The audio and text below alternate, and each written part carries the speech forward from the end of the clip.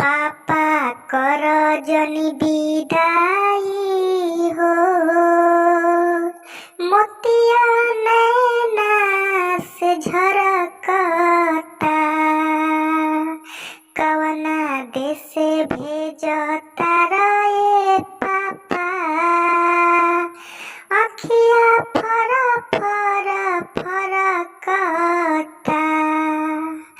आंगन के तोहरे हम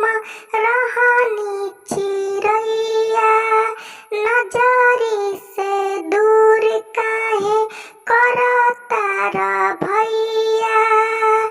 जनी घरवा से निकार भैया, जनी घरवा से निकार भैया, दिलवा धक धक धड़कता, पापा कर जनी विदाई हो, मोतिया नैना से झरकता,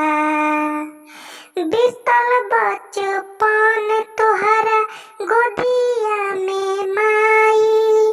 दूसरा घरे भेजतारू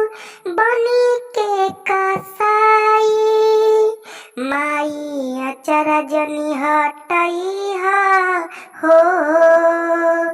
मनवा भीतरी से डहकता,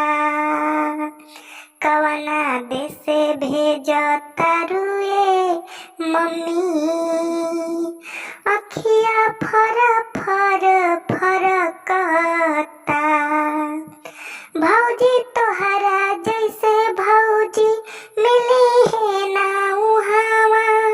रोजे रोजे देखब कैसे ननदो के मुहावा, भौजी पत्थर करे जा कइलू,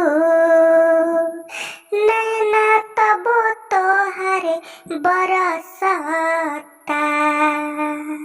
आप लोग का वीडियो अच्छा लगा हो तो चैनल को सब्सक्राइब करिए।